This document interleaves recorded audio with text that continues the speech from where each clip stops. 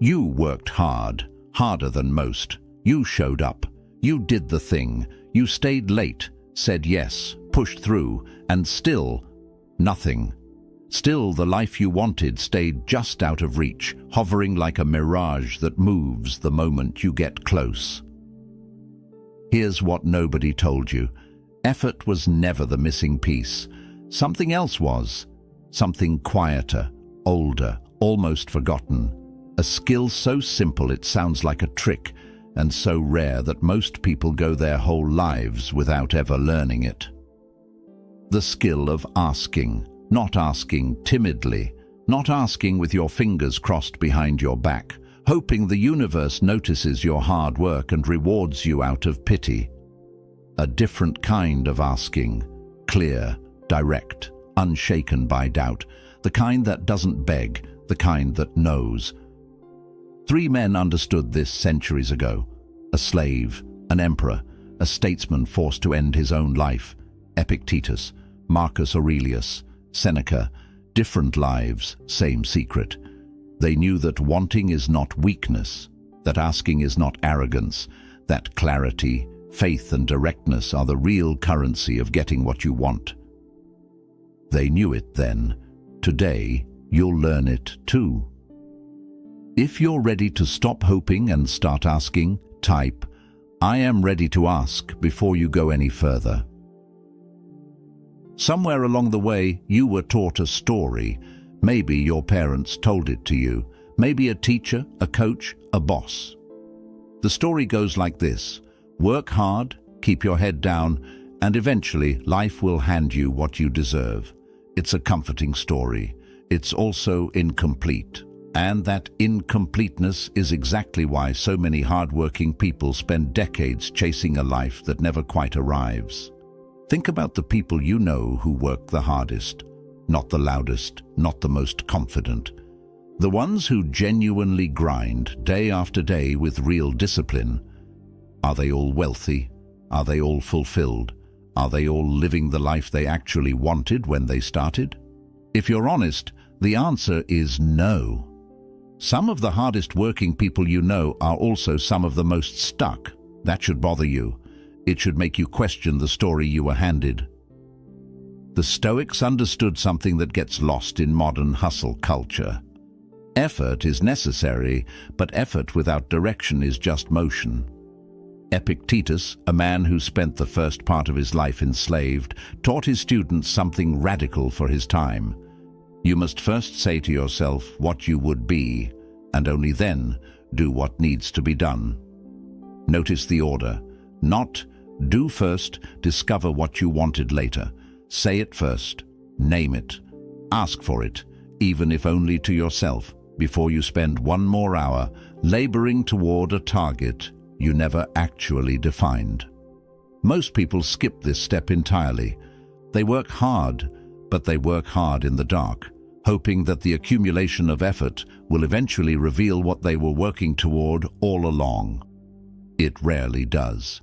Instead, it produces exhaustion, followed by confusion, followed by the quiet, creeping suspicion that something is fundamentally missing, not from their effort, but from their aim. Here's an uncomfortable truth. Hard work was never meant to replace clarity, it was meant to serve it.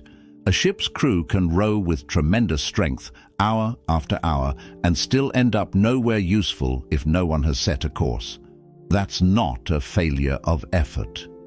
That's a failure of asking. A failure to say clearly and specifically, "This is where I am going, and this is what I want when I arrive." The Stoics didn't separate the wanting from the working. They saw them as two halves of the same discipline.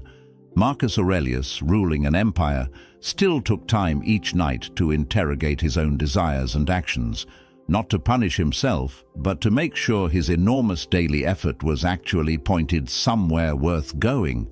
If an emperor with the resources of Rome needed this discipline, it's worth asking whether you've been skipping it. So here is the first crack in the old story. Hard work on its own guarantees nothing. It only becomes powerful once it's paired with something you've been avoiding, a specific, Unapologetic request, not vague ambition, not "I just want to be happy" or "I just want more money." A precise, articulated ask, held with the same seriousness you'd give a business plan or a contract. This is where most people quietly fail, long before their effort ever gets tested. They never ask, they only work.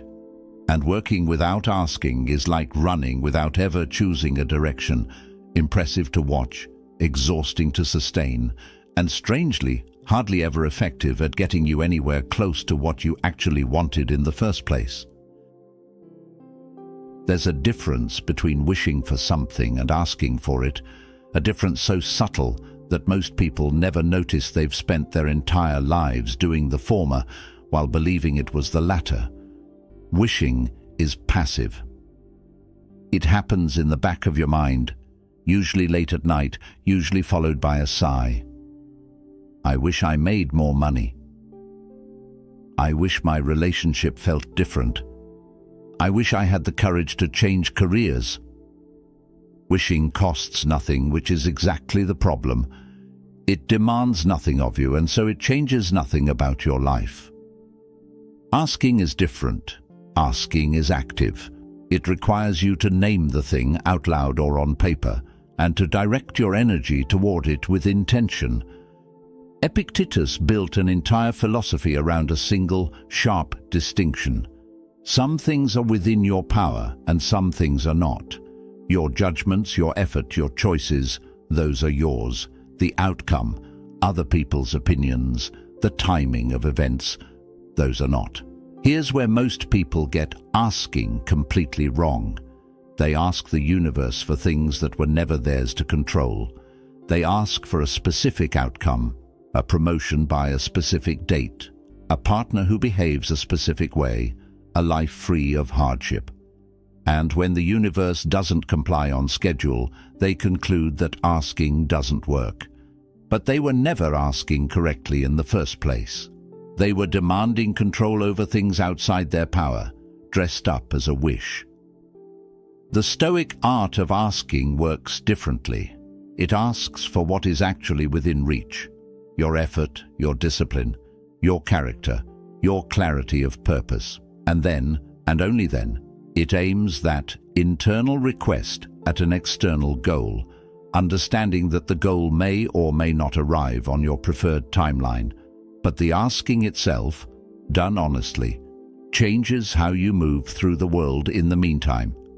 Think about the difference between someone who says, "I wish I got that promotion," and someone who sits down, writes out exactly what skills the role requires, has a direct conversation with their manager about their intentions, and then works with total focus toward that outcome. Same desire, completely different posture. One is hoping something happens to them. The other is asking, clearly, specifically, unapologetically, for something they intend to earn. This distinction matters more than it sounds like it should. Vague wanting keeps you comfortable because vague wanting can never really fail.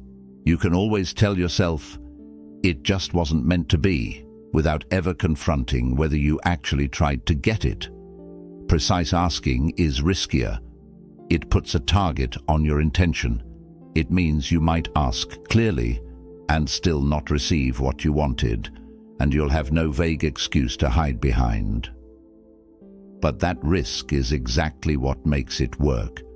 When you ask with precision for a specific role, a specific kind of relationship, a specific standard for how you'll treat yourself, you give your effort somewhere to go. You stop rowing in circles and start rowing toward shore. The Stoics understood that most suffering doesn't come from failing to get what you want. It comes from never being honest enough with yourself to know what that even was. Here's what nobody warns you about staying quiet. It doesn't feel like a decision. It feels like patience. It feels responsible, even virtuous. I'll wait for the right moment. I don't want to seem pushy. It'll happen when it's supposed to happen. And so months pass, then years, And the life you wanted quietly becomes the life you talk about in the past tense, the one that starts with, "I always meant to." Seneca wrote about this exact trap with startling precision, nearly 2,000 years before self-help books existed to repackage the same idea. He warned that while people are busy postponing, life keeps moving regardless, indifferent to their hesitation, uninterested in their excuses. He wasn't talking about laziness. He was talking about people who were plenty busy, plenty occupied, and still somehow letting their real life slip past them one delayed decision at a time. Think about the version of this that plays out in ordinary lives, not just philosophical texts. Someone stays in a job for 6 years, quietly hoping to be noticed, quietly hoping their manager will one day connect the dots and offer them what they deserve: a raise, a title, real recognition, without ever once directly asking for it. They tell themselves they're being patient. They're actually just being silent. And silence rarely gets rewarded, because silence looks identical to satisfaction from the outside. Or think about relationships. Someone spends years wanting more closeness, more honesty, more effort from a partner, but never says so directly because saying so feels vulnerable, feels risky, feels like it might ruin things. So they wait, they hint, they drop suggestions and hope their partner picks up on the pattern. Meanwhile, the actual conversation, the clear, direct ask for what they need, never happens, and the distance they were afraid of creating quietly builds itself anyway, brick by unspoken brick. This is the cost of silence. It doesn't protect you from disappointment. It just delays the disappointment and disguises it as patience. And unlike a direct ask that gets a direct answer, silence stretches on indefinitely, because nobody ever told you no. They just never had the chance to say yes either. Seneca's point wasn't that time is short in some abstract, poetic sense. His point was sharper than that. Most people don't actually lack time. They have plenty of it. What they lack is the willingness to spend it decisively. They'd rather spend 10 years hoping quietly than spend 10 minutes asking clearly, because the 10 minutes feel unbearably exposed, while the 10 years feel somehow safe. But safety built on silence is an illusion. It only feels safe because nothing has been risked yet. No request made, no rejection possible, no vulnerability exposed. The moment you actually ask for the raise, the moment you actually voice the need in the relationship, the moment you finally say out loud what you've been quietly wanting for years, that's the moment real movement becomes possible. Before that, you're not being patient. You're just waiting in place, mistaking stillness for progress. The Stoics weren't interested in comfortable delay. They were interested in a clear-eyed relationship with time, understanding that every day spent avoiding a direct ask is a day spent postponing your actual life in favor of a quieter, safer, and ultimately much less honest version of it. If you've been waiting for the right moment to ask for what you want, it's worth asking yourself honestly, how many years have already passed while you waited? If asking clearly is so powerful, why do so few people actually do it? The answer isn't laziness, and it isn't even a lack of desire. It's fear, a specific, quiet fear that most people never examine closely enough to name. Part of it is the fear of appearing needy. There's a strange social pressure that treats direct requests as somehow undignified, as though wanting something openly makes you less impressive than pretending not to want anything at all. You've probably felt this yourself. The instinct to downplay your ambition, to say, oh, it's not a big deal about something you desperately care about, simply because caring openly feels like handing someone a weapon they could use against you. Part of it is the fear of rejection, and this one runs deeper than most people realize. As long as you never ask, you never technically hear no. You can live in a comfortable, unconfirmed possibility. telling yourself that the promotion, the relationship, the opportunity is still theoretically available to you, just not yet pursued. The moment you ask directly, that comfortable ambiguity disappears. You get a real answer, and real answers can hurt. Cato the Younger, a Roman statesman known for his unwavering directness, offers a striking contrast here. Cato said what he meant and asked for exactly what justice required, regardless of how unpopular it made him, regardless of the social cost. He wasn't beloved for his tact. He was respected, sometimes resented, for his refusal to soften his position into something more palatable. His life illustrates an uncomfortable truth. Direct asking often costs you social ease in the short term, in exchange for integrity and clarity in the long term. Most people aren't willing to make that trade. They'd rather stay liked than get what they actually want. They'd rather be seen as easygoing than risk being seen as demanding. And so they quietly trade their real desires for social comfort, one small avoidance at a time, until the pattern becomes so consistent that they no longer even notice they're doing it. There's also a deeper fear underneath both of these, the fear of being truly seen. When you ask for something specific, you reveal what you actually value. You can't hide behind vague ambition anymore. If you ask for a particular kind of career, a particular kind of love, a particular kind of respect, you're exposing exactly what matters to you. And exposure, even in small doses, feels dangerous to most people. The Stoics didn't treat this fear as something to eliminate through sheer willpower.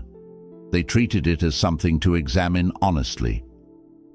Epictetus taught that the opinions of others were never within your control to begin with.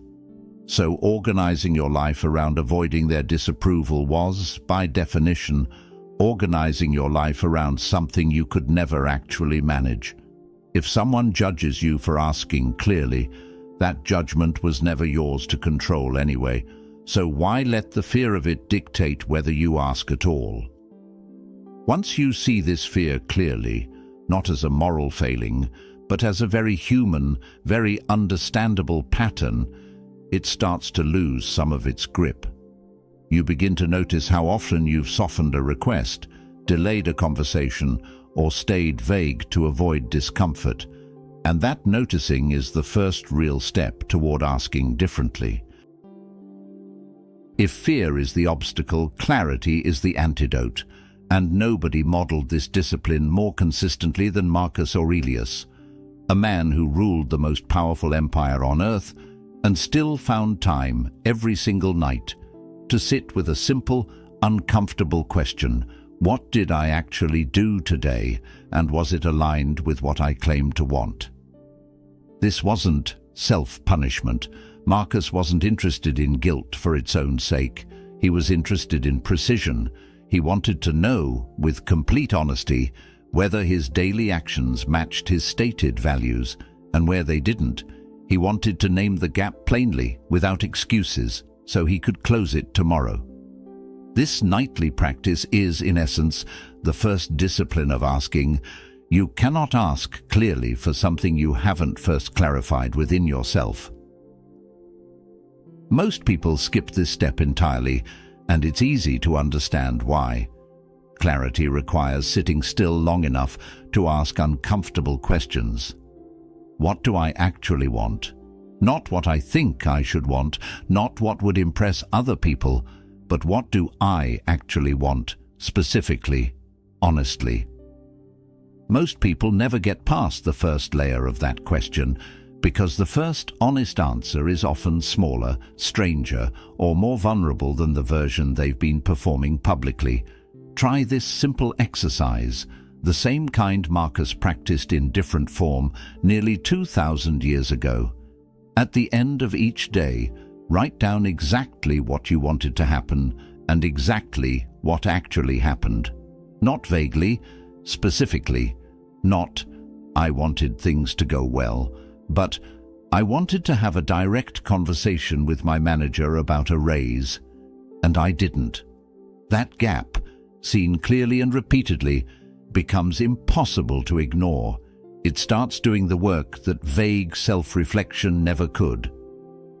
This is where the Stoic idea of asking becomes practical rather than mystical. It isn't about manifesting through positive thinking or trusting some vague cosmic order to hand you what you deserve. It's about the unglamorous daily discipline of getting brutally specific about what you want until the vagueness that's been protecting you from disappointment finally gives way to something real enough to act on.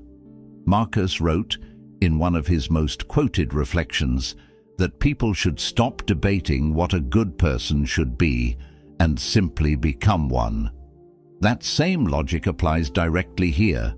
Stop debating what you should want, what would look impressive, what would make sense to other people, and get honest about what you actually want, then say it, clearly, even if only to yourself at first. Clarity also requires you to distinguish between the outcome you want and the specific request that would move you toward it. I want to be wealthy is not a clear ask. It's a vague hope wearing the costume of a goal. I want to ask my current employer for a 15% raise, backed by 3 specific achievements from this year. That's a clear ask. It has edges. It has language you could actually say out loud to another human being in a specific conversation. This is the uncomfortable, unglamorous work that most people avoid, because vague desires are easier to carry around than specific ones. A specific ask can be denied. A vague hope can only ever quietly fade. But fading isn't peace. It's just disappointment stretched out over a longer timeline, dressed up as acceptance. Clarity, by contrast, gives you something solid enough to act on, something specific enough to actually request from the world, instead of something so vague it was never really asking at all. Clarity alone isn't enough. You can know exactly what you want, ask for it directly, and still face silence, delay, or an outcome that doesn't arrive on your preferred timeline. This is where the second discipline becomes essential, a kind of faith that has nothing to do with blind optimism and everything to do with steady, undeterred effort. Seneca understood this tension better than almost anyone in the ancient world. He wrote extensively about how people mismanage time, not by being idle, but by spending their days in anxious anticipation of results they cannot control, rather than in calm, consistent effort toward what they can. He recognized that the gap between asking and receiving is often filled with uncertainty, and that uncertainty is precisely where most people abandon their own request. Think about how this plays out practically. Someone asks clearly for a promotion, backs it up with real achievements, has the direct conversation, and then hears nothing for weeks. In that silence, doubt creeps in. Maybe I asked wrong. Maybe I don't deserve it. Maybe I should just go back to hoping quietly, since asking clearly didn't produce an immediate answer. This is the exact moment the Stoic discipline of faith becomes necessary.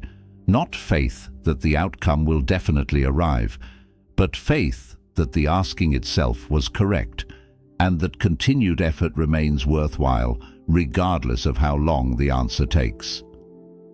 Seneca's insight here is subtle but important. The anxiety people feel while waiting for outcomes is almost always worse than the outcomes themselves. The waiting, filled with uncertainty and self-doubt, does more damage to your peace of mind than a straightforward no ever could. A clear rejection at least gives you information you can act on. Anxious waiting gives you nothing but slow erosion. This is why the Stoic art of asking includes faith as a discipline, not a feeling.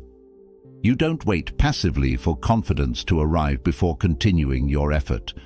You choose to continue, clearly, consistently, because you've already done the honest work of clarifying what you want and asking for it directly.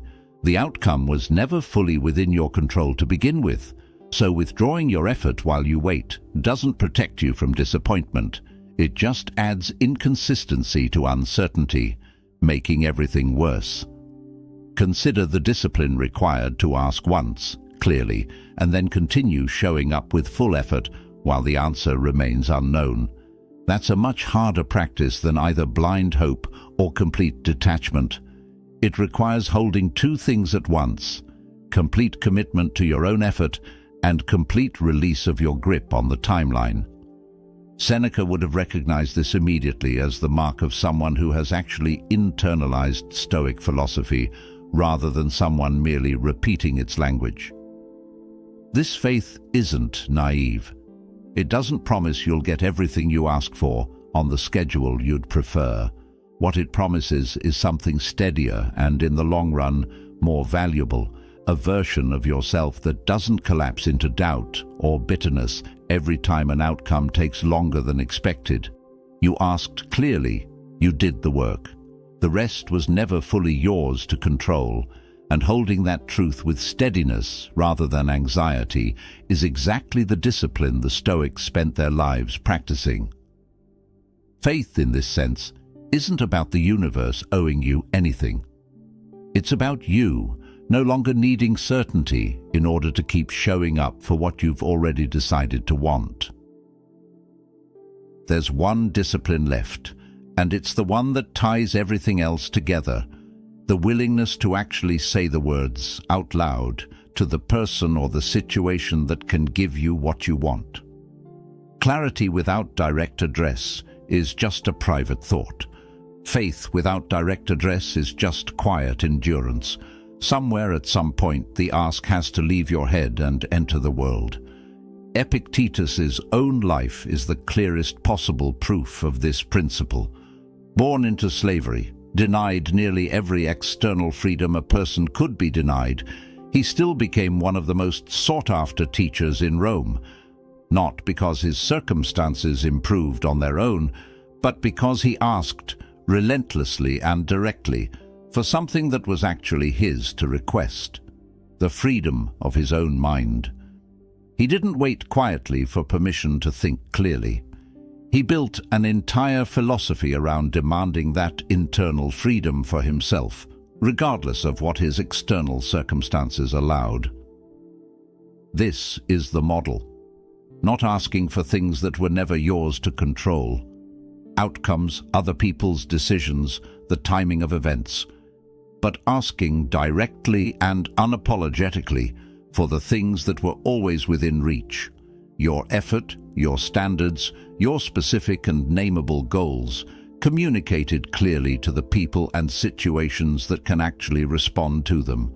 So, what does this look like practically, starting today? It looks like finally having the conversation you've been avoiding, telling your manager exactly what you want, instead of hoping they'll notice on their own. It looks like telling the person you love specifically what you need, instead of dropping hints and hoping they'll decode the pattern. It looks like writing down, in plain language, the actual life you want, not a vague wish, but a specific, sayable request, and then finding the courage to say it to someone who has the power to help you get there. This is uncomfortable, and it should be. Every discipline the Stoics practiced was uncomfortable at first. Clarity forces you to confront what you actually want. Faith forces you to sit with uncertainty, and direct address forces you to risk a real answer instead of hiding in comfortable ambiguity. But this discomfort is exactly what separates the people who eventually get what they want from the people who spend their entire lives working hard in the direction of nothing in particular. Marcus Aurelius ruled an empire and still practiced nightly clarity. Seneca faced exile and eventual death and still practiced patient, undeterred effort. Epictetus was born with nothing and still practiced direct, unwavering requests for what was actually his to ask for. None of them waited for perfect circumstances before they began asking clearly for what mattered to them. They started exactly where they were, with exactly what they had, and they asked anyway. You have that same option, starting right now. Not tomorrow, not once things feel more certain, not once you've built up more confidence. Right now, with whatever clarity you currently have, however incomplete it feels. Name the thing you actually want. Say it plainly, first to yourself, and then to whoever can help you get there. Hold that request with steady effort, releasing your grip on exactly when or how it arrives. This is the art the Stoics practiced 2,000 years ago, and it still works exactly the same way today. Not because the universe owes you anything for asking, but because clarity, faith, and direct address are the only real tools you've ever had for turning a private want into a lived reality. Everything else, the hoping, the hinting, the silent hard work, was never going to be enough on its own. Now you know what actually was. If you're ready to trade, quiet, hoping for clear, deliberate asking, leave a comment below. I am asking now. And if this changed how you see your own effort, subscribe to the Stoic mode and turn on notifications so you never miss what comes next. We are only beginning to master this ancient discipline together. Thank you for listening. Ask boldly.